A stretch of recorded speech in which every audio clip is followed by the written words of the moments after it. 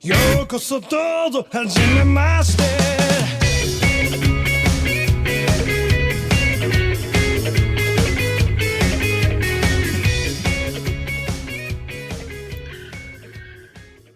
Hello, everyone. Welcome to the GLORIO Chat, the best anime podcast on the internet.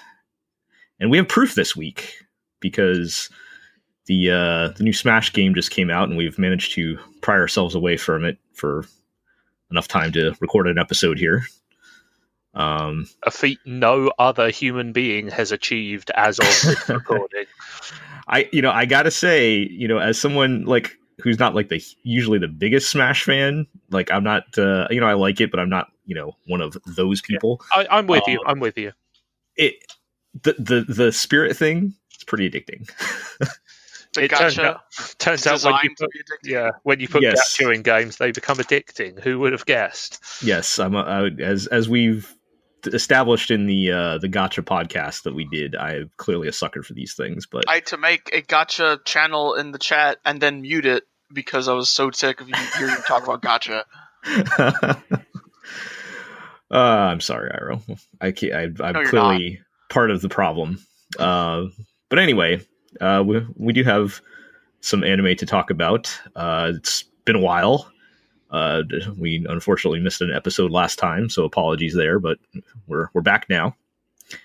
And I think this might actually be the last time we get a chance to talk about this season with some of the crazy stuff we have coming up with the year-end posts, and we're certainly going to want to talk about some of our retrospective stuff and our definitive top 10 anime of 2018 list will be coming soon. So literally impossible to be wrong about anime. Scientifically and just factually infallible. But anyway, let's get it rolling here. So on the episode today, I'm Gel. We have Iro. Hi. Iro, who is your Smash main? I'm going to ask that for everybody. Last in the previous game, it was Shulk probably, and trying to learn Richter Belmont now in the new one. Is Richter and Simon different? No. In any way, or are they just pure? Okay. Richter is cooler than Simon. Well, aside from that. But counterpoint, Simon looks more like he's from American Gladiators. So true. I might try to learn Joker when that happens. Yeah.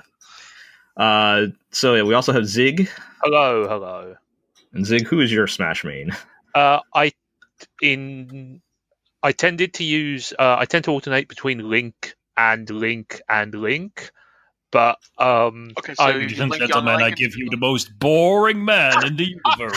Thank you. I'll take questions afterwards. It's like the only way you could get more boring is just like Mario. Or something. Yes. I have been learning some Captain Falcon this time around, and that's been fun. And I've been messing a bit with Inkling, and I can play some Ryu because I play Street Fighter. But I'm trying not to main Ryu because he's quite good. And what about Ken? Same thing. And I don't want to make Smash just playing Street Fighter again. But mostly I'm all about that. Yeah, I mean, like, she's very good, but also I will never put in enough time with this game to actually become good with her. Yeah. We also have Aqua. Hey. You still with us? Yeah. And you didn't get taken away by Elon Musk's anime police again there? I am reporting from prison. We posted bail. Yeah, I don't have to bail you out again, but Aqua, you do Smash, right? Everybody does Bold Smash, of you right? to assume I play enough Smash to actually Come on, have a main. who do you pick? Who's your first go-to? I can only talk about Brawl because that's the only one I really played a lot of, and there I usually picked Ike. Simply because I like Ike. He has very strong smash attacks, and because I had the Pro Controller, I was the only one at our house who could do smash attacks. Hell yeah. Ike is definitely at the top of my list, although currently I'm using a lot of Wii Fit Trainer, mostly because I like when you win, like all of her dialogue feels like very condescending and passive-aggressive trash talk. it's pretty funny when she's like, Tuck in your hips. Yeah, she's like, when you're exerting yourself, don't forget to breathe. It's like, don't talk down to me. So it's very That's entertaining to me. Really, really roundabout way of saying you're super horny for Wii Fit Trainer. Let's just move on. So yeah, how about anime and not Smash Brothers? I mean, Smash Brothers is anime. Let's it get is, one thing yes. straight here. It's got a theme song and everything. It has Metal Gear characters. I don't know what you're talking about. There are too many fucking anime characters in Smash. Not like the way it used to be with Melee, which is still the best game ever made. And Sakurai has fucked it up for the third time in a row by putting in too many goddamn anime characters. Don't at me. Goku for Smash. Goku's not even like that wild of a pick at this point. I mean, if we've got Joker coming in, but whatever. Like Goku is still several like magnitudes of anime beyond Persona. Like, I mean, unlike Joker, he's actually been on a Nintendo platform before. Ouch! Hey, like Persona Q. Like there is a Persona Q game that just came out this year. Yeah. Why didn't they put that goddamn game on Switch? Because it sucks. No, it doesn't. Persona Q is an extremely bad series. All right. You're an extremely bad series of person. Let's. I mean, like, extremely bad. What do you want me to say? Yes. Let's break this up for save that for another time. But before the anime police come along. Yeah. Anyway, so like I said, we want to kind of catch up again with some of the shows going on here, or the ones that I guess are still left. I know I personally dropped quite a few things this season, including the whatever the Bunny Girl Senpai show was. I don't even remember the full title anymore. Are you telling me that it turned out it was bad? Well, it wasn't. It just didn't get any better or worse, and I wasn't really enjoying it. And it was. I had one of those, like, I went to fire up the episode, and I had one of those. What am I doing with my life right now? Moments. I'm not really enjoying this at all, and it's not like good enough to where I wanted to watch it, or bad enough where it was still entertaining, like Index. So you know how I feel every single moment of my life. So you're saying it was bad? Is what you're saying. Yeah, I guess so. But and then I dropped. I wrote about boarding school Juliet a bit, and I ended up dropping that as well. That actually did end up turning out bad. But great. Yeah. So I mean, there are some really good shows still going. And I think the first one we're going to talk about is not one of them. But it's interesting. It continues to be interesting. There is something, yes, there is an important reason why I still want to talk about the show, even though I may not ever watch another episode. But let's talk about Zombie Land. Yeah. Let's talk about Zombie Land Saga. Yeah. It's been a while.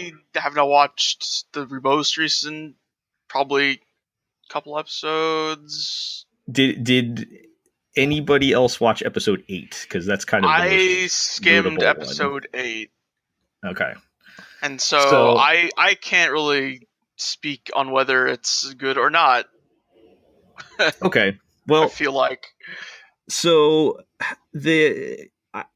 most of the show has just been everything that we've been saying it is, where it's just kind of normal idol show stuff. But the kind of the thing that blew up the internet was episode 8, where it was revealed that one of the members is a trans girl. And, putting aside the, usual horrible anime fandom backlash from that. Should we put that aside, though? Well, yes, you're right. We shouldn't brush it aside. We should say that, obviously that is, I mean, I don't want to just like accept that that's a fact and that there's nothing we can do about it. But also, there's not a great deal you can say about that aspect of it, right? Like, yeah, I guess my point is, it's like it's not a debate. It's not like a right or wrong debate. It's like those people are wrong. But yes. So my stance on this is, I think, and clarification, I have not seen the episode, but I think it's very noble of them to include an issue like this, to highlight an issue like this. I think that the message is extremely strong. I don't think that makes me more interested in watching the show, or don't think that that improves the quality of the show. But the two, I'm trying to divorce the two as much as possible, which is, I think the message is noble and important. I don't think it makes me more interested in the show.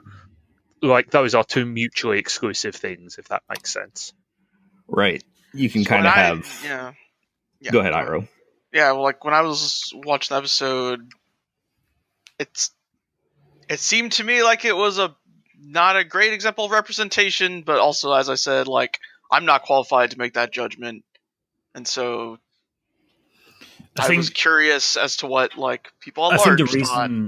I think the reason why people have latched onto this one is because it is not exactly uncommon for there to be an anime character who's a cross-dressing boy, for instance. But this time they actually went above and beyond and said, no, this character is actually transgender. They don't want to be referred to by their male name anymore. They consider themselves to be female. And this is also the argument that a lot of those trolls try to use to say oh no, we don't have anything against trans people, but this is just another example of the, let's say, this kind of character, because the word they use to refer to it is a slur. Offensive. So this is just a cross-dressing boy. So for a lot of people, this also has this incredibly weird sort of fetish idea to it, as in trans people are okay as long as they cater to my fetish of cross-dressing boys, but as soon as they are quote unquote real transgender people, it becomes a political thing, and then all of a sudden it is the evil SJWs trying to shove politics down our throats. Yeah, I mean, for what it's worth, I think it's important that this character appeared and was sympathetically presented in anime, which is, let's say, a medium which has had some issues with alternative gender and sexuality over pretty much its whole history. I mean, we're seeing shows that aired this season that have questionable politics around that kind of stuff. So I think it is very important that a show which is quite popular presented this, straight front and center. Yeah, and I think to Aqua's point, it is definitely different than other scenarios that we normally see when these kinds of things come up in anime, where they did actually make an effort to address the situation. I guess when I was watching, because I did watch the episode, and I know when it was interesting for me, because when I was watching it, I was kind of like Iro, where I felt some of it was almost disrespectful. Also, the character has up until now been portrayed as the dumb child character.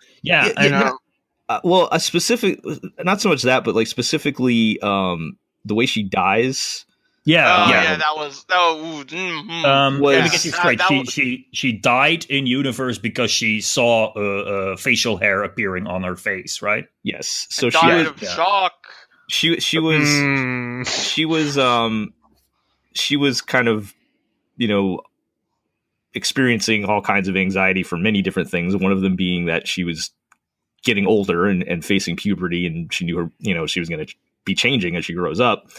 And so she looks in the mirror, she finds hair on her face, and the shock of it ends up killing her. I also felt this weird, because of course I saw people talking about it on social media and celebrating it, and I was happy about it, but I also had this feeling oh, okay, so that's how she died. I find that seems to be a rather mean-spirited joke at her expense. Right. But exactly. I guess the idea is also maybe it might be a bit mean-spirited, but people might also be able to sort of latch on to it and relate to it. of like, whoa, yeah, I remember, or like puberty, indeed, it made me want to die. So like it's kind of, and I guess maybe for, I hate to be the relativist here, but for the context of an anime, maybe this is, a step forward. I mean, the other tricky thing here is that like Zombie Land Saga is a comedy show that has been at times relatively like biting and irreverent about the characters. I mean, even the premise itself is very, very ridiculous.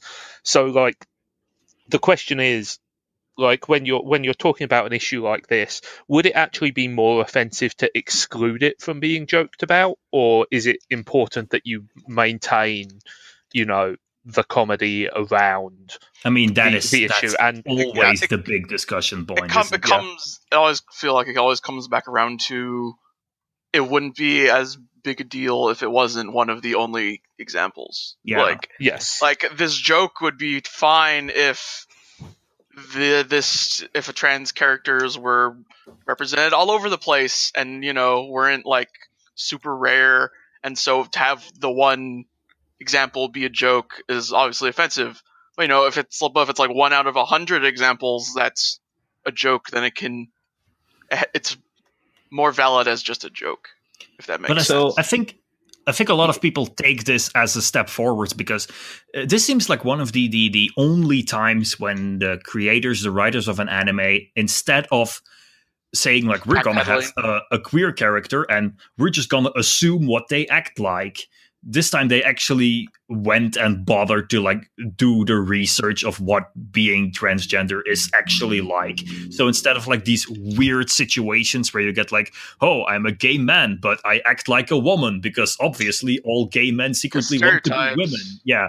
Or like, oh, I am trans, but I actually still identify as male. I just like girly clothes. That also exists, but anime often confuses that with being transgender, because they simply don't bother to actually do the research or like feel what that experience is and what kind of place, where it comes from, and what sort of how transgender people think and feel, I think. And I think that this is one of the first times anime actually shows that they've bothered to care about something like that. And that's why it's getting such a positive response, even though it may not be perfect representation.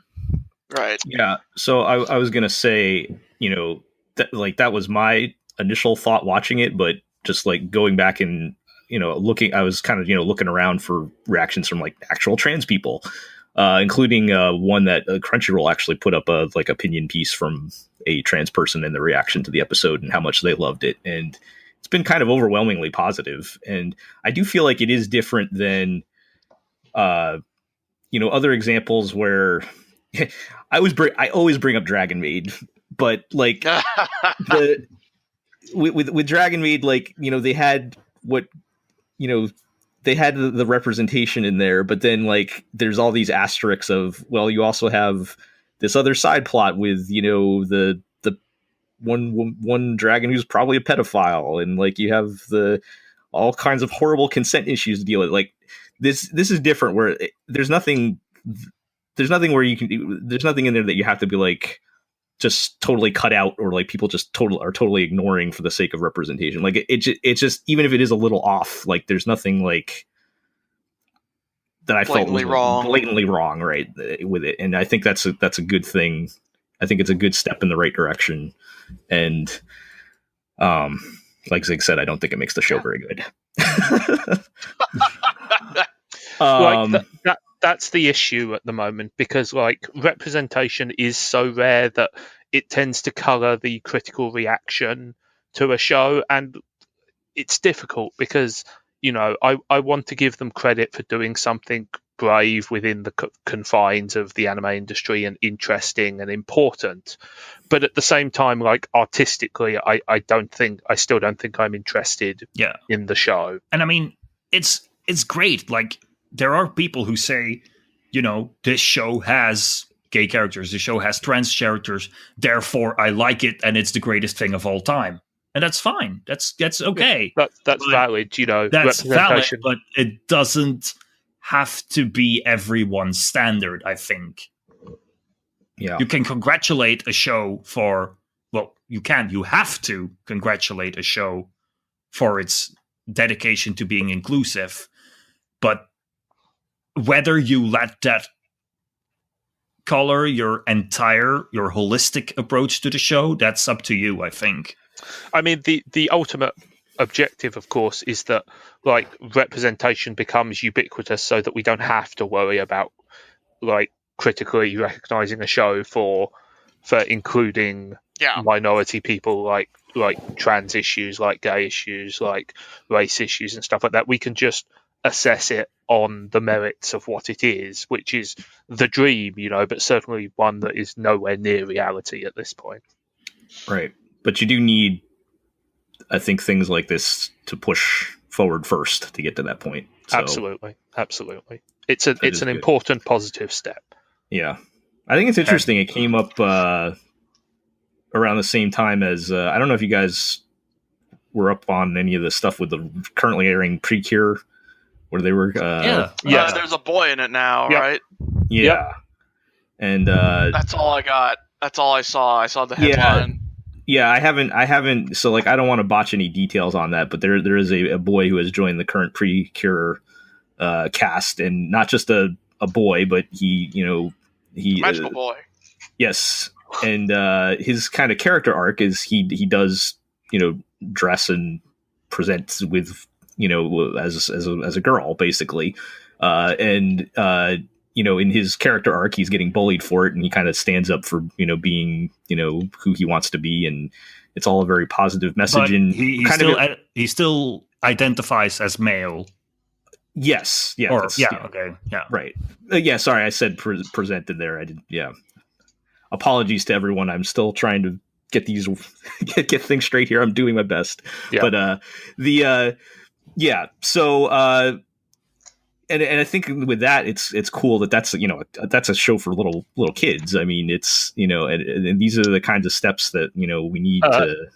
It's a show for little kids and like animator obsessed grown-ups. Apparently, like the kids show have been, because I think a couple of years. A lot of people on my timeline talk about Pre-Para Prison Paradise or something like that, which is like I've seen the name around a lot. An idol show for like that audience of young girls, and they also have like one of the idols is also a boy, but who likes to dress as a girl, but still presents as male, still like identifies as male, like says, I'm a boy, but this is what I look like.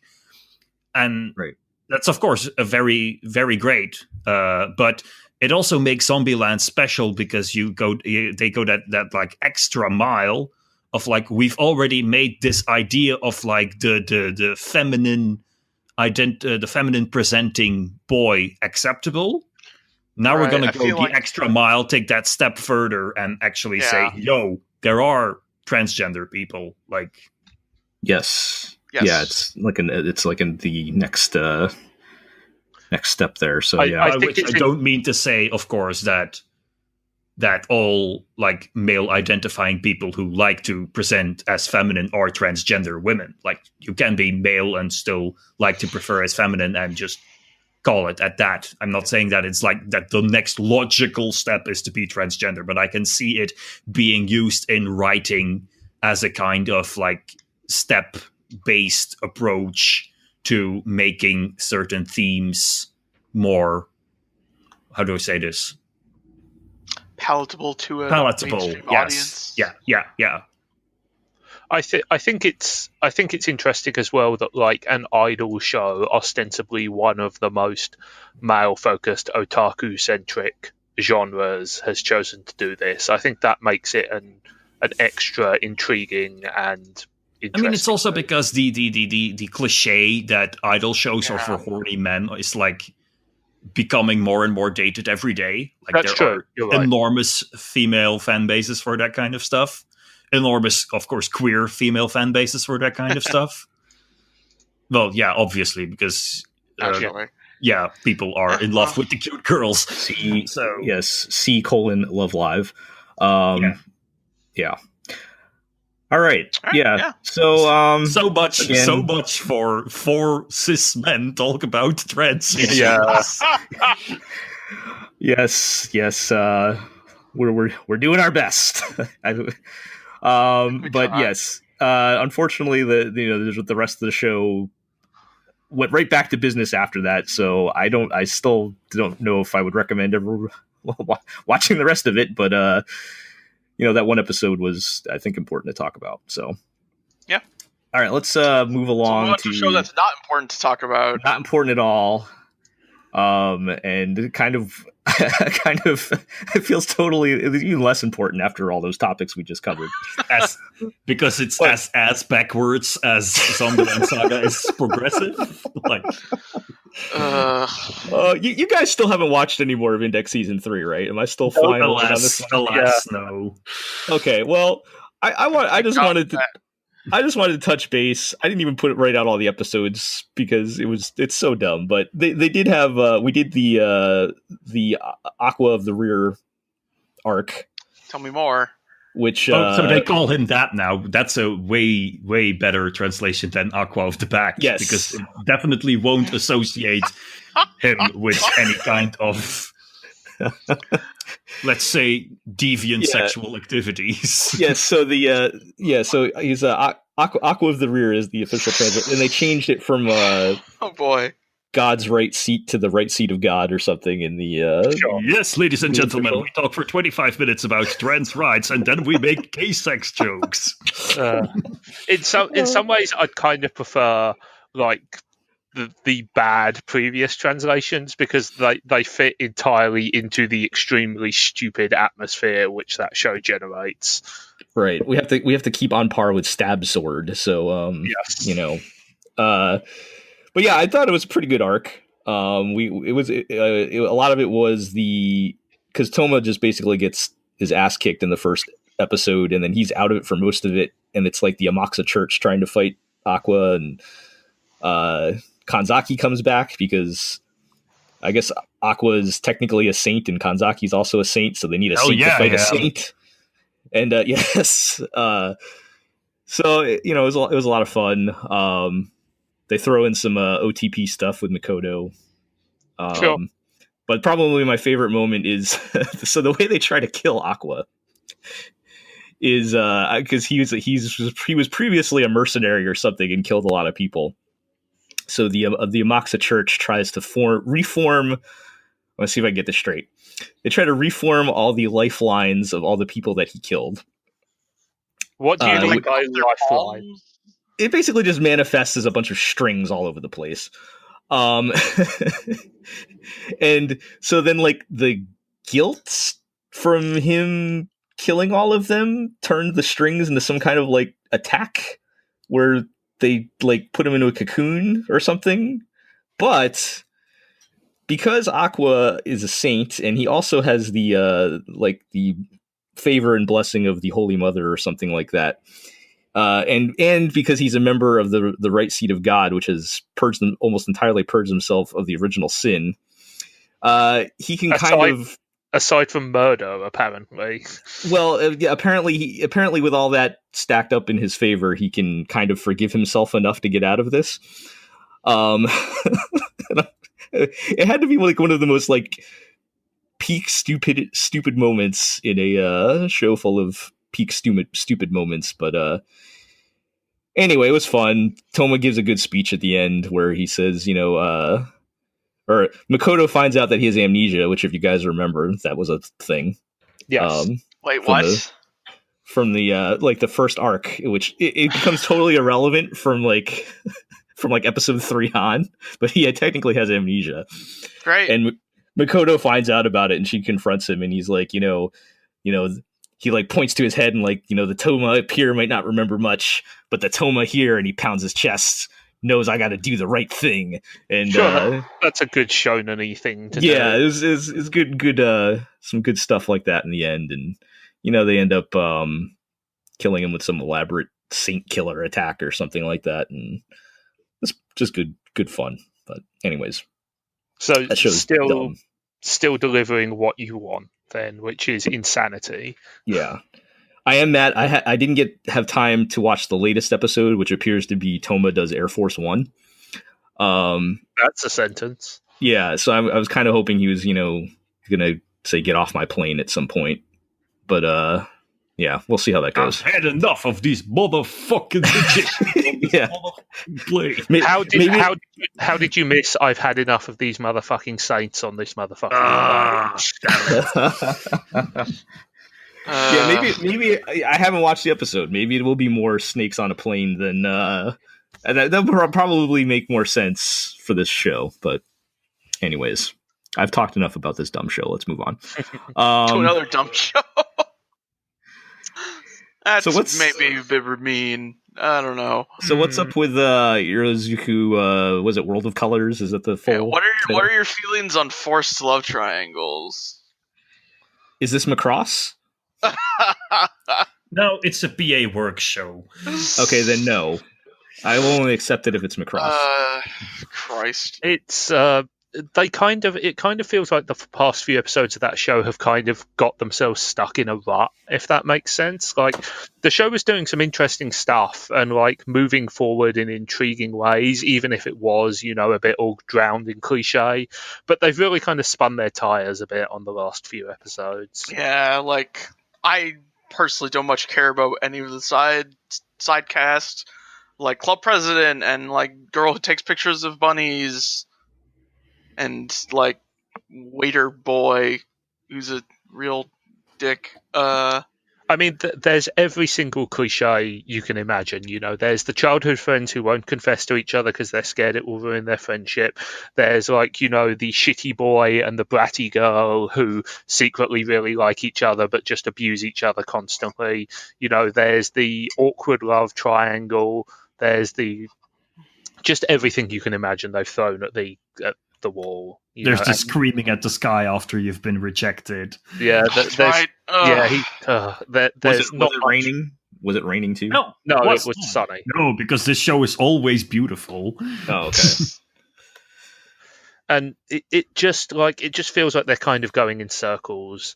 Like, it's not bad, but nothing. The show still really looks great. Yeah. It's turning into a Mario Kart show. No, I mean that's exactly what it is. Like the hackneyed love triangle that would all be resolved if people just talk to each other like normal people. She didn't actually write this, right? No, she did not. This was written by the lady who wrote Digimon Adventure Tri. Also a show that famously shit the bed in the second half. It's not quite that bad yet. Yeah, I know. I'm actually still enjoying it. I think there's still a lot to recommend it. I think that the premise remains interesting. There's some good vocal performances. Like, it still looks stunning, but I kind of feel like they're on a knife edge at the moment. Like, if they keep going like this, the ending could be real bad. Like, it could just kind of drag itself down. So I'm hoping they can pick it up and kind of like, as we reach the end, hopefully they'll have to get more into the time travel magic stuff. And that's kind of what I'm here for. Yep.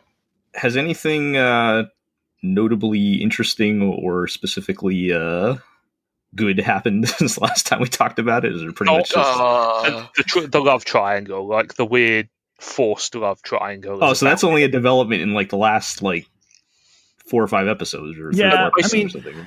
They established the couples relatively fast, but now as of 2 episodes ago, all of a sudden, one of the guys just is all of I'm actually in love with main girl, and this comes out of nowhere and seems to exist only to threaten his already unstable relationship with his childhood friend. And it's so it really is a Mario Kata anime then. Yeah. It sounds on point. Romantic attraction ex machina.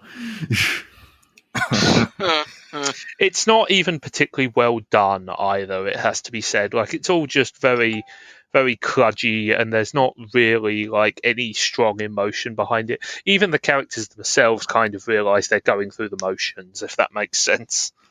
If there's anything I can say I do appreciate about these latest episodes, is that we've actually seen Hitomi sort of subtly evolve as a character. She's a lot more open. She's a lot more cheerful. And as lame as her whole "I'm actually colorblind," and that's an other important thing that's happened. She has revealed the dark truth to her friends that she is colorblind. Somehow, her being colorblind is supposed to be a bigger reveal than her being from the future. Oh, right. Like, I forgot. I totally forgot she's from the future. Has that even been a factor? Yes! No! It's way less. She casually told everyone, "I'm from the future," and like everyone's like, "Okay," but then like 3 episodes later, she's agonizing over the secret that she's colorblind. But the future thing is mentioned as in like, I don't want to go back to the future. Back to the future! Because she has friends here, and in the future she's lonely and sad.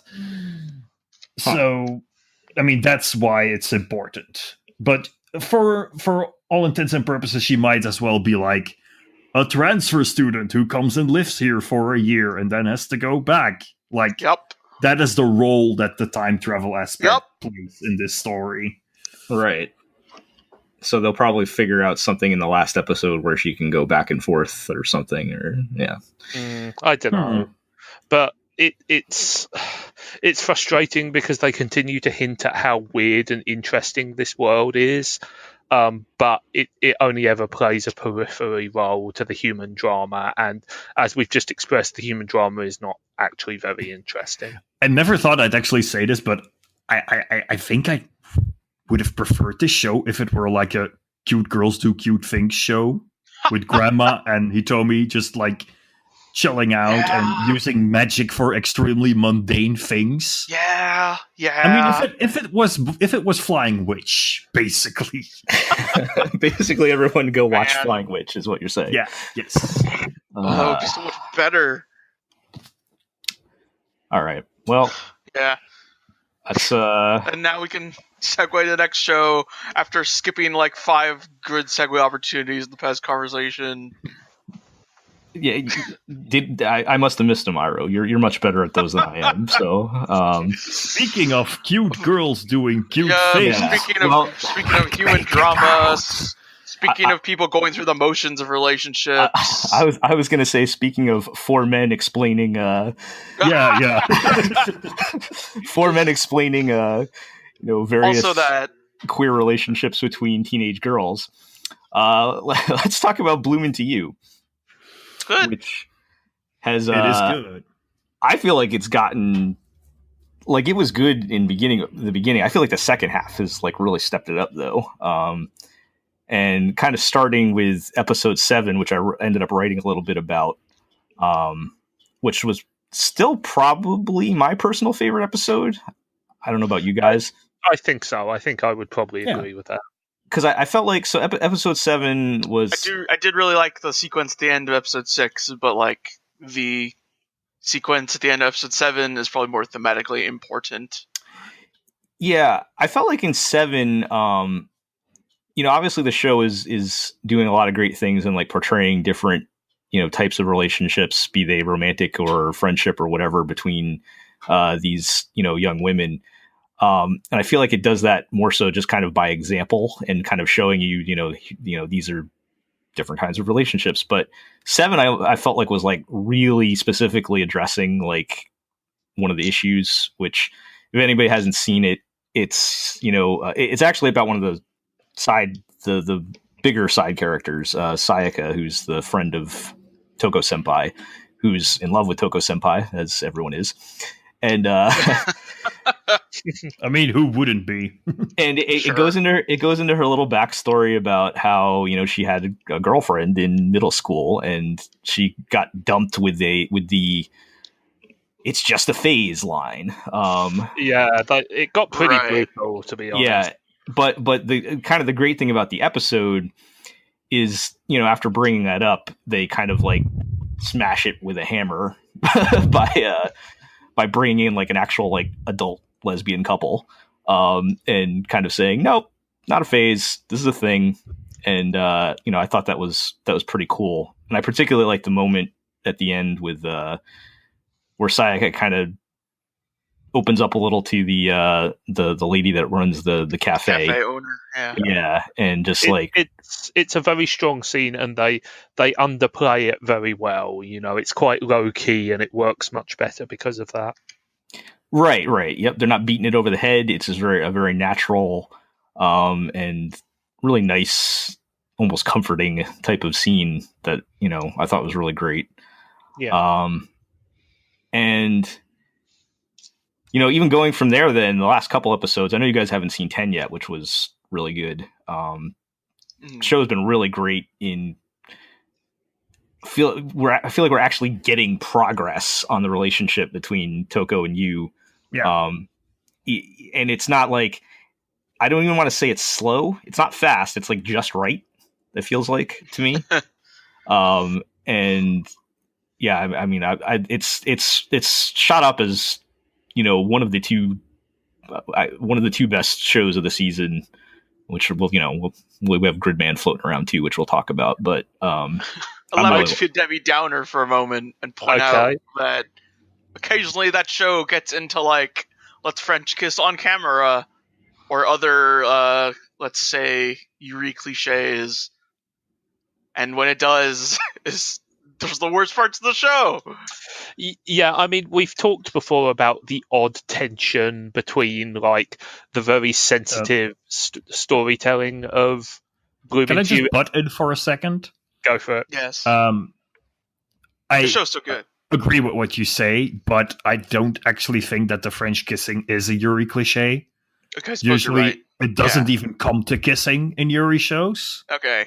I mean, So to see, like, quote unquote, sorry if this sounds creepy, raw sexual attraction in the Yuri show, I think that's another rather important step in the right direction. Well, on the other hand, I think it is stuff like Citrus, right? It could be, the problem is because stuff like Citrus exists, it can be seen as voyeuristic, as exploitative, as catered towards the male gaze, even though I know for a fact that Bloom Into You is not intended as such. Right, that's fair. But of course, this is an adaptation, which was directed by a man.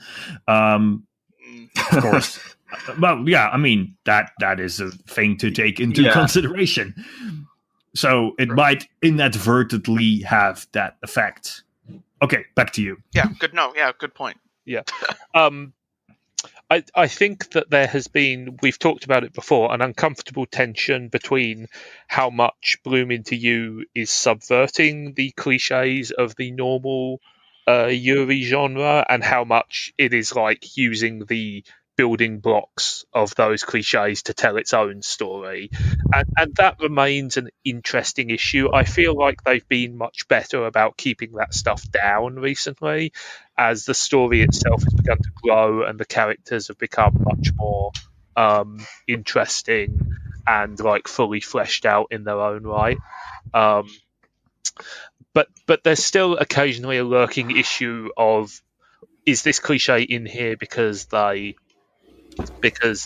are like not mocking it, what's the word, like deconstructing it, or is it here just because that's what the audience expects to see in this sort of situation?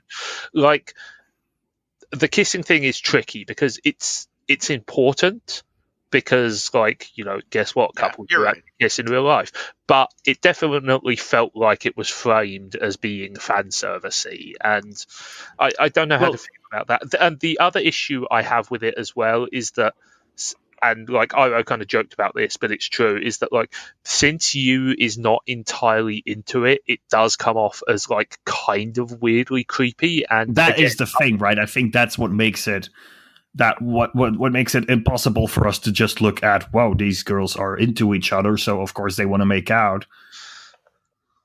I mean, and it's difficult because, like, without having seen the full story, it's difficult to know whether they are deliberately making that uncomfortable or whether it's just an unintended byproduct of the way they've told the story. I'd like to think it's the former, because I think they deserve the benefit of the doubt after how sensitively some other parts of the story have been told. But the issue is still there. I think That's always been my impression, is that when it is uncomfortable, it's supposed to be uncomfortable. Like going to the big kissing scene that we keep talking about. Like they had like those kind of like cutaways and Yu's brain of like, this feels like a line I shouldn't cross, and like they're putting big flags on this of like, this is still trying to feel out where the boundaries are here.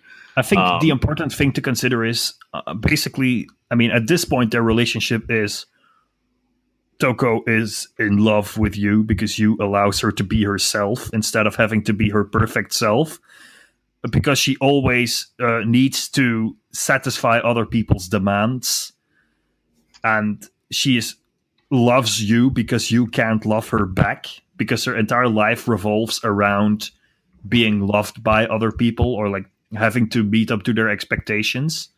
Whereas it lets her have her own one-sided. Yeah, whereas you has no expectations of her. And that is why you, out of the like her like weird obsession with romance, textbook romance as it is presented in stories, feels like she needs to service Toko's attraction to her as some kind of reward, basically, for all the hard work she puts in. Which, like, you have to work hard all the time. You can be who you really are with me, and I am, out of the goodness out of my heart, I will be the person that you want me to be. So I will not fall in love with you. I will not put that burden on your shoulders of having to meet up with my expectations, and I will not love you back, but I will be your lovey, as in you can love me. Yeah, that is, I think, why she eventually consents to the kiss.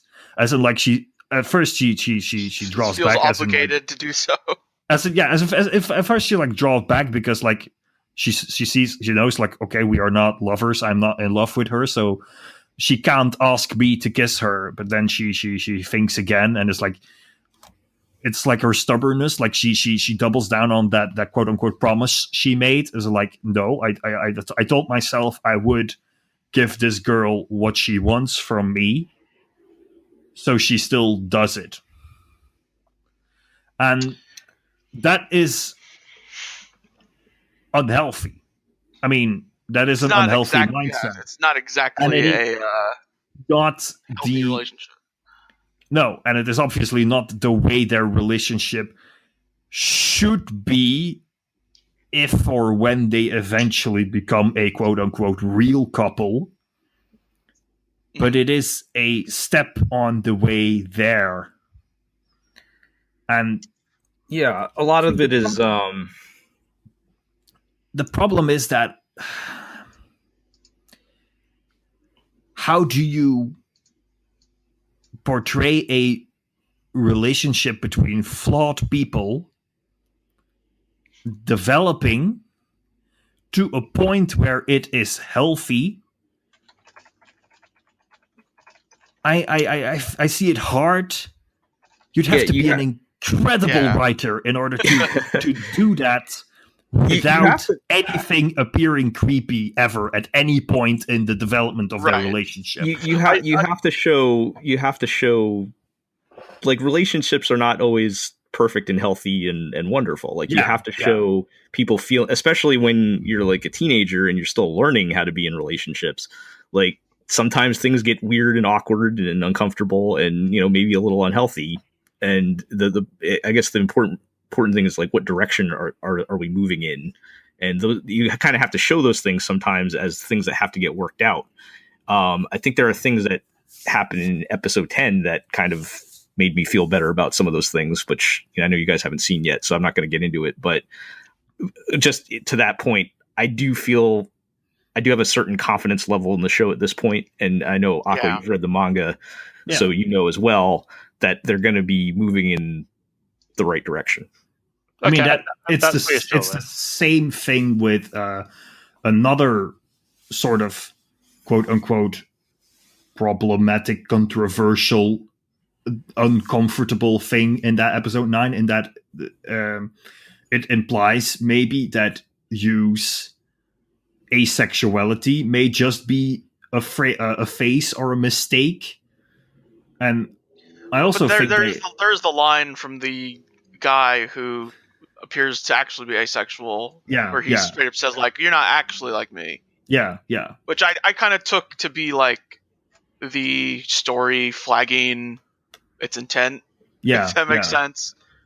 Which is the type of thing I would like to see a little bit more of. But might even be the story realizing that, like, we might be giving off we might be sending a message here that we're not intending to send, like that Yu is asexual, which she is not, and was probably never intended to be. And it might be a way to, like, respectfully respectfully draw the line on that, kind of show draw the line on that, deny that theory, and say, like, okay, asexuality is valid, but unfortunately this is not a story about that. Yeah, that's kind of what I would like. What I would like to see a little bit more of from the show is some more, like, clear declarations of intent. Yeah, although, like, obviously it's hard to do that while still maintaining, the artifice of a story. Yeah. But that's like the kissing scene, where I wasn't quite sure if I was supposed to be seen a certain way or a certain other way. And it's hard because it is the way that kissing scene is framed. You can see it as one of two things: either it is fan service for the male gaze, or it is like a celebration, a big climax of their love. But neither interpretation fits at that point of the story. They are not in love. They are not finally hooking up. So it's not really a celebration. But it's obviously also not a fan servicey show. So it is rather weird. I'm too used to other shows, I think, is the problem. I thought it was supposed to be, like, when I was watching it, I didn't think it was, like, quote unquote sexy at all. Like, I thought it was. No, I thought it was supposed to be kind of weird and uncomfortable. And, and I mean, I agree with you, but at the same time, I also was not 100% sure what the show wanted me to think. Right.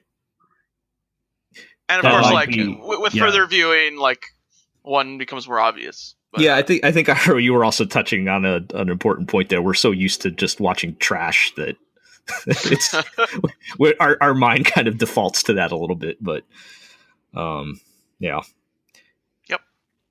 Zig, did you have? I'm sorry. Did you have something you wanted to add from earlier? I think we missed you in there somewhere. Or I don't think so. I mean, for me at least, someone who has no experience with the manga and relatively little experience with this kind of story in this genre, I feel like, and this is a dangerous request, but I feel like I would occasionally like the subtext to be text a little more, if that makes sense. Like, perhaps it just makes me kind of stupid, but I would occasionally like there to be more exposition on how directly the characters feel about their situation.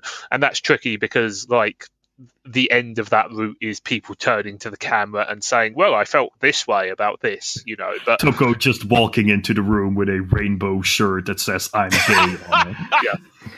Or maybe a rainbow poster that says LGBT, like in the Gridman last week. Toko walking on stage in a fursuit and saying, I'm gay. And also a juggalo. But, like, you know what I mean, right? Like, I would like there to be a little bit more direct communication. I want the show to tell me what it wants me to think about the show. You're so I can decide if it's doing a good job. You're expecting a Japanese show to be forward in its emotions. Yeah.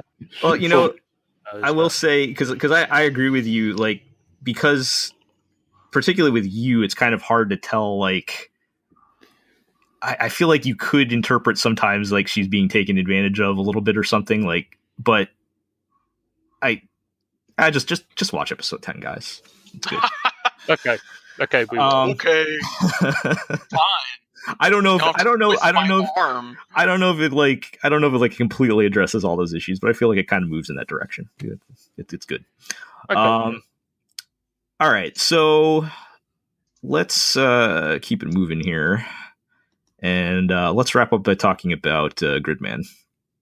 Speaking of hot lesbians. Speaking of, we're covering all kinds of LGBT content this week, I guess. But well, I mean, like, it's so for clarification, we should probably also say we have not seen episode 10, which only came out a couple hours ago.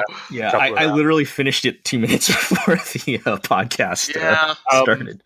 So I think it continues to stake its claim as the. Excuse me, sorry.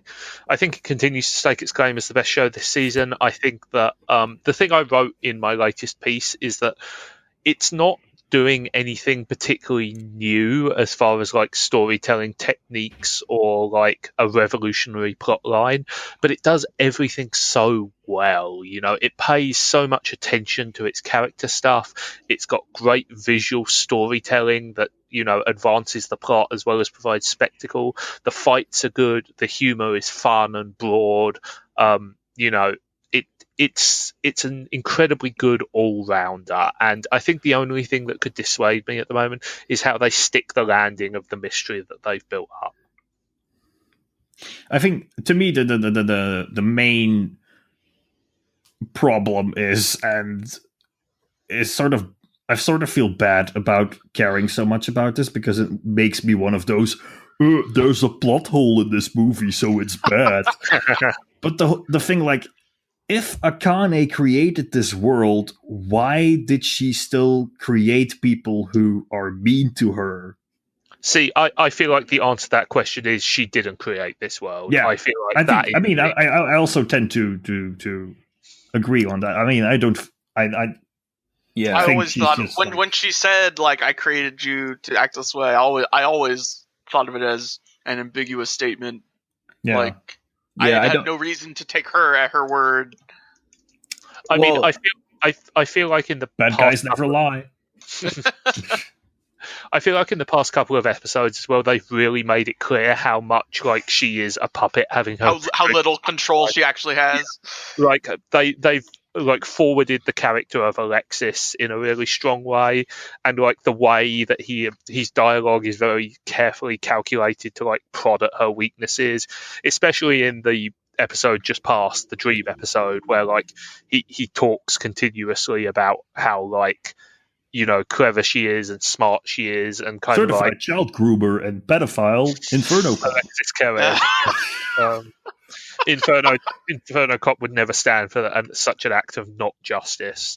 But you know what I mean? Like, I feel like the ultimate thing here is, I wouldn't necessarily go as far as saying that Akane is like a victim as much of the others, but she's clearly a pawn being played with, and I think like she may even be delusional about her own status in this setup, and that's why I said, you know, like, so much rests upon how they bring resolution to this plot, because like they've sowed such incredibly interesting seeds that I'm very excited to see what they do with them, and my hope is that they will do something entirely unexpected, but it's difficult to say, you know, like, if I can't think of a good way that you wrap this plot up at the moment, because if I what if they go into space? Okay. Cyberspace. Tell me more. No, but like, it's worrying, like, because Trigger shows have had an issue with sticking the landing recently, even the good ones. And I mean, Trigger shows have had a problem with having any kind of thematic arc whatsoever. Yeah, and Gridman has certainly had that. So this is an outside writer from the Trigger staff. Yes, I mean, Gridman is also Gridman is also a prime example of what I like to call a puzzle box show. Like, Lost is the prime example of this in the West. like the mystery, like half the fun of watching Gridman, and like I remember feeling this way about Madoka as well, is trying to piece together the clues you're given to work out what the whole looks like. Does that make sense? Yes. Like, and going, oh shit, episode. It feels very similar to Madoka. Not only in that regard, but also I think Gridman and Madoka are both very good examples of shows that are excellently paced. Yes. in that you have an arc plot, but each episode still is unique in its own regard, whether it is because it has a unifying theme or because it has a singular visual identity, single visual language. But nevertheless, the whole also has its own repeating themes and setups and long payoffs. But what I find especially interesting about Gridman is how it is unafraid to cut out all of the faff. Like it sometimes it starts in medias res, which is not something you see very often in anime, and it has this very nice balance, this very nice variety between a more episodic kind of story versus something that advances the arc. I agree with you, and I think a lot of that stems from like the tokusatsu origins of it, because like each episode works relatively well as a standalone. Like normally a lesson is learned, there's a fight, and like everything gets wrapped up, if not entirely neatly. There's at least some resolution for the plot arc that they raise in every individual episode, and that's good. And I think it's important to recognize as well, aside from like it's, you know, the more sophisticated storytelling, it does very well at like bringing the kind of like big bashy dumb action and like using that to make the stories like fast and fun and exciting. Like in episode 9, the dream episode we've just seen, most of it is like a very slowly paced like emotional storytelling thing, but there's still a giant robot fight, you know, there's still a big monster, and that stuff doesn't feel tacked on. They integrate that stuff into the episode well. It's lovingly shot, it's really well paced, and the result is it feels like an action show with, you know, deep and interesting character development rather than two shows that have been spot welded together. They managed to weave its heritage very well into what they're trying to say. And I think this show is the complete antidote for the Netflix era, where shows are either 100% episodic and we press the reset button after every episode, or like long stretched out movies cut into 13 parts where you don't even have like a narrative arc within a single episode anymore. It just stops and then it continues the next episode. Castlevania, the show we talked about on the last podcast. I want to shout out very good example of that. The scriptwriter for Gridman, Keiji Hasegawa, who has written for a lot of toku in the past, including Ultraman, Kamen Rider, and he also wrote GLORIO favorite, Rage of Bahamut Genesis. Yeah, a very good show. Another good example of this, where you get like, indeed, and this is the show that benefits from airing every single week, not as a whole, not binge watch worthy or intended to be binge watched, but as an experience that comes in 13 individual parts that need to be watched one week after the other. Week. Yeah. And I think that is an indispensable aspect. It is what makes Madoka my favorite anime of all time, that I was able to be there and then in that moment to experience it the way it was intended to be experienced. And I'm very sad that the Netflix model is destroying that kind of experience. The thing I will say about it is, like, for all the Madoka comparisons, and I agree with you, Aqua, I think the fact that it is, for want of a better word, event television is part of what's interesting about Gridman. But I think we've made a lot of Madoka comparisons, and I don't think that's entirely fair, because like Madoka bigged itself up as an event because Urabuchi's writing style is very operatic, if that makes sense. Like it's a very like big and heavy, like huge stuff. And I think one of the strengths of Gridman is that it feels kind of a bit more laid back. You know, it's very casual. Like the characters are kind of like gentle and quirky. There's some really good humor thrown in. I'm just saying they're structurally similar, not that they're thematically or like mood-wise similar. I'm just making a case for the difference here and why I think it benefits Gridman. You know, I think Trigger's like innate sense of comic timing and the stuff they've brought over from their older shows, as far as like, you know, being occasionally very cartoony and very silly, works really well in this context. And I think it's to the show's benefit that it doesn't necessarily treat itself, like it doesn't necessarily always take itself dead seriously. Like it feels like a little more lived in, if that makes sense. You know, it's, I don't want to use the word realistic, but the things that are happening in Gridman, you know, are certainly a bit more relatable than the kind of like crazy out there stuff that was happening in Madoka. Yeah. While at the same time, like, you know, still building that story around itself. I mean, Madoka was and always will be an Urobuchi show, and as we all know, Urobuchi doesn't write characters; he writes ideas that debate each other. Yes. Like strength. All right. I mean, like that's more the kind of thing. Like, you know, like I said, Madoka is an opera. You know, it's big, it's grand, it reaches for the stars, it has huge ideas. You know, and as you said, it doesn't really have character. Shouldn't we be comparing this with Gaim instead? I mean, like. Gaim is just Madoka stretched out to 50 episodes. Yeah. But also has dudes in rubber suits. Yeah. You know, like, there's inherent goof to tokusatsu that I think also exists in Gridman. For the record, I think Gaim is actually Urobuchi's most successful work, because I think like the need for like goofy rubber suits and jokes for kids tempered some of his more esoteric tendencies, you know. But Gridman has a different vibe from both of them, you know. Like Kamen Rider is fundamentally a show for small boys and has a lot of like dumb, like silly pratfall humor and gross out humor, you know. Like Gridman is a show for, you know, adult otaku, and it has kind of like, it's got an easygoing vibe, you know. It's, you know, if Madoka is like, you know, a haughty like opera goer, and like Gaim is like a dumb kid show, like there's kind of like an almost fun slackerish vibe to Gridman. Yeah. I would actually, well, I don't know if that's, I would kind of say it's kind of like down to earth, maybe more than laid back, because there is definitely tension. And you know, there's tension, and you know, there's things going on, so it's not like they're all just kind of hanging out having fun. But yeah, a lot of the humor and the characters are very down to earth. Like you know, let's fix Gridman by restarting the computer. That'll do it. You know, stuff like that is. I mean, stuff like the scene where like Sho and Yuta like realizes he has to apologize to Rika, you know, and they're just sitting at the shitty convenience store drinking bad sodas or Slurpees or whatever, you know, like that. There's an element of being grounded in reality, which sounds really weird for a show about like a giant superhero battling digital monsters, but I think that.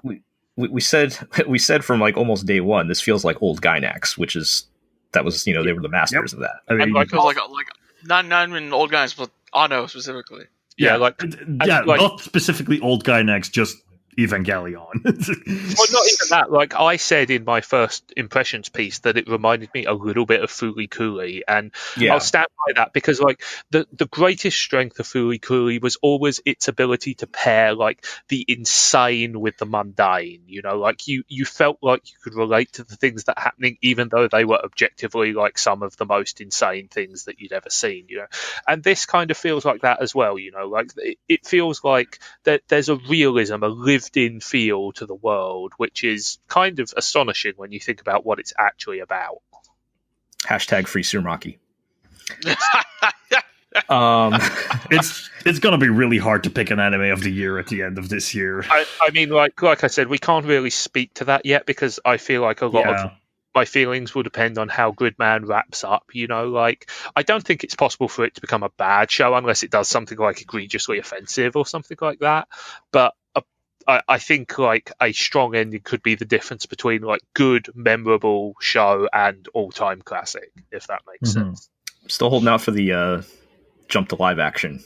Yeah, totally. If they could do that, it would be one of the most incredible like stunts of all time. I feel it getting closer every episode. I want them to jump out of the Matrix and it just becomes an actual toku I feel show. it getting closer every episode. It's gonna happen. Like I've gone from like maybe crazy theory to like I feel like it's gonna happen.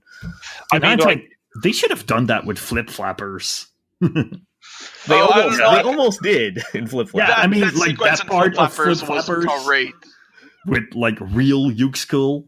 I mean, Could have done that in live action. the thing with Flip Flappers though is that arguably that would have been so stunty it would have drawn attention away from what they were trying to do, if that makes sense. Whereas like Gridman, like, so for anybody who doesn't know, like there have been repeated hints throughout Gridman that it may actually be a sequel to the live action show. I don't even know if there are hints at this point. There's some pretty like compelling evidence. I feel like, you know, I'm not certain that you could make it work with the live action cast, but if you just wanted to leap to live action for like Rubber Suit Gridman versus that would be pretty interesting. I'm almost going to be disappointed if it doesn't happen at this point, but yeah. All right, so Gridman's good. So I threw out this question. I don't remember if anybody actually answered. Is Akane the best villain of the year? I would say yes. What about Satan from Devilman? Satan's played out. We've had enough of him. Akane is an excellent character. She's an excellent character. The question is, I mean, I guess she is a villain, yes. Yeah, no, she's because even like you guys were talking about how she's being manipulated and stuff, which is true.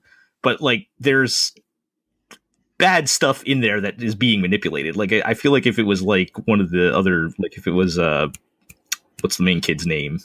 Like Yuta. Yeah, would Yuta be able to be manipulated that way? Like they're tapping into, you know. Yeah. She's still pretty happy about like offing these girls in her class and stuff like that. Like, you know, I think it's a very strong choice. Personally, I would probably give Villain of the Year to the Kamen Rider writing team. For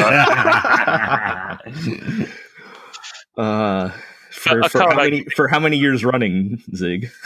it's a good 2 or 3 at this point. Put it that way.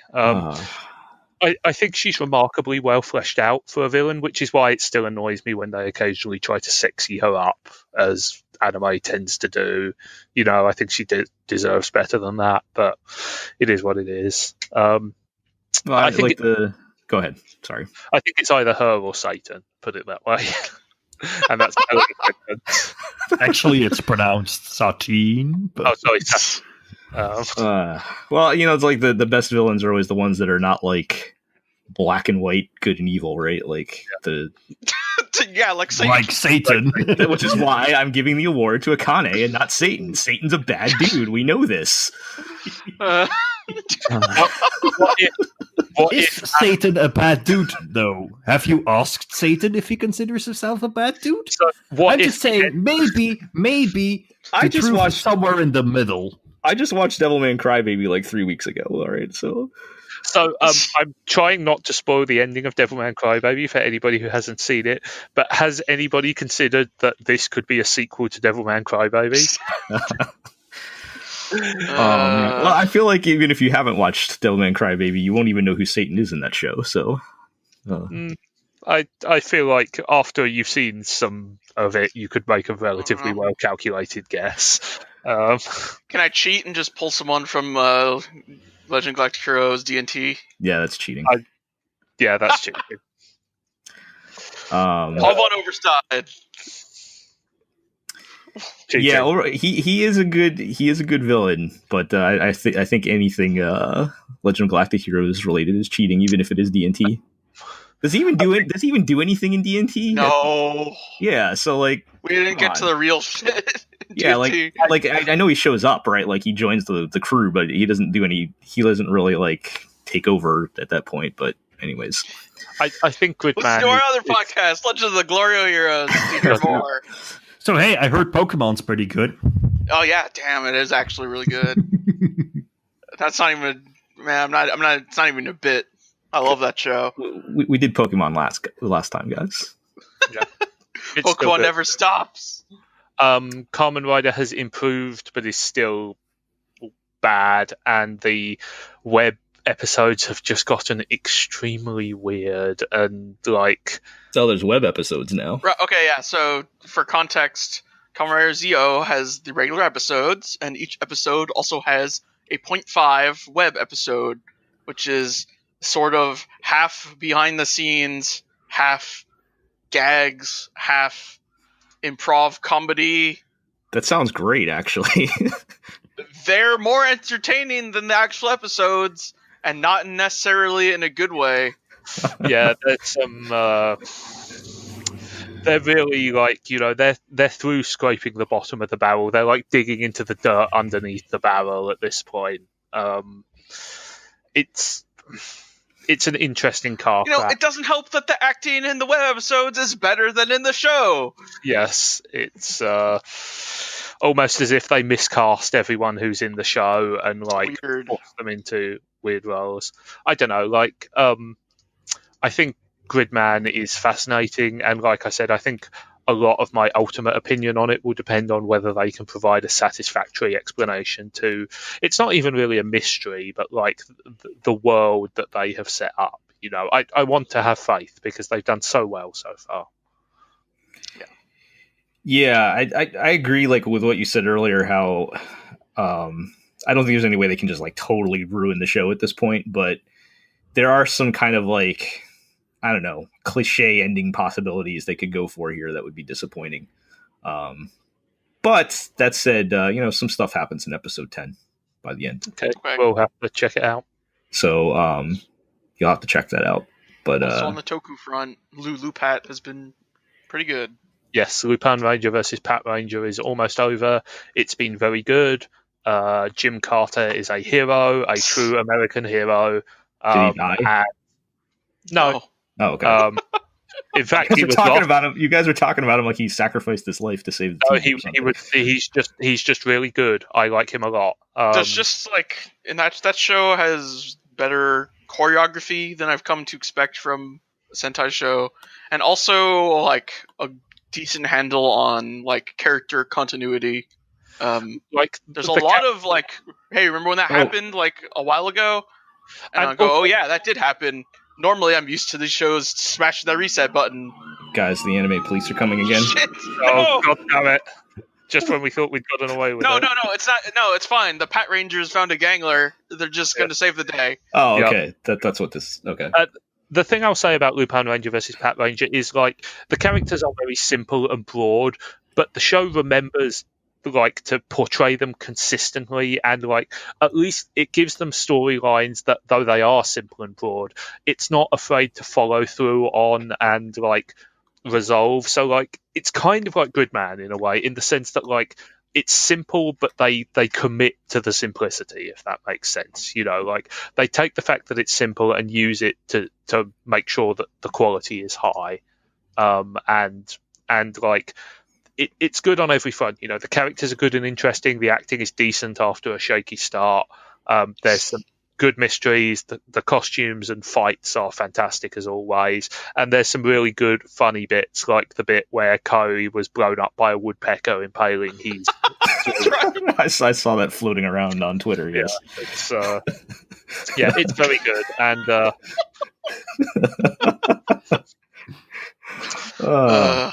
joke was... I'll be sorry to see them go, but how much longer is that going? There's probably another couple months, 2 months, maybe 6, maybe 7 episodes. Okay. And then it's back to dinosaurs, baby. Yeah, I think it's prehistoric animals again. So like, no, it's dragons and knights. Is it? No, okay. It's dinosaurs. It's dinosaurs. The toy scans came out apparently. So we should look into that. But apparently it's dinosaurs again. Aren't they like obligated to do dinosaurs like every couple of years or something? Is that just they did dinosaurs. Kids always love dinosaurs. Yeah, so they did dinosaurs only a few years ago. Yeah. It's but yeah, it's good. All right. I mean, we're about due for a new car series. Yeah, I guess we are actually. Yeah. That was one every 10 years. I'm getting it confused with because I was going to say, wasn't there a Kamen Rider Drive, but that's Kamen Rider, not Super Sentai, right? So yes. Yep. They're completely different shows. Yes, totally different, man. I don't know, man. But all right, well, there's your impromptu, informal tokusatsu update, everyone. Indeed. Look, if we can't segue from Gridman to tokusatsu, when can we? Yeah. Take that shot while it's there for sure. All right. Well, I think that's just about going to do it.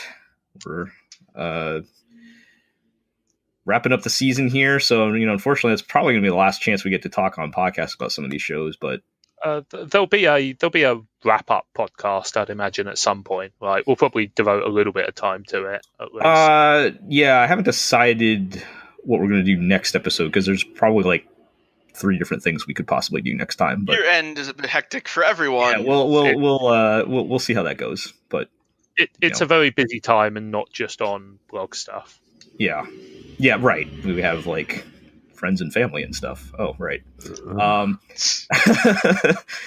though, can I recommend our sister podcast, Legend of the GLORIO Heroes? Which you definitely haven't shilled a gazillion times on this podcast before. Just entered season 2 of Legend of the Galactic Heroes. Yes, so we'll I guess we'll segue into our housekeeping on that then. So yes, read everything at theglorioblog.com. You can follow us on Twitter at theglorioblog. All of our podcasts are posted on YouTube, as well as iTunes and a bunch of other places. Just look at the posts on the website. As Iro has mentioned many times, you can listen to the Legend of the GLORIO Heroes, our other podcast, where Iro and G talk about the shockingly relevant Legend of Galactic Heroes series, the original OVA. And everybody look forward to our year-end stuff, which is coming very, very soon here. I got some writing to do because I'm up first. Sorry. So yep, that's gonna do it then. So thanks everybody for being on. We can get back to playing Smash Brothers, and we'll catch everybody next time. Take it easy. Bye.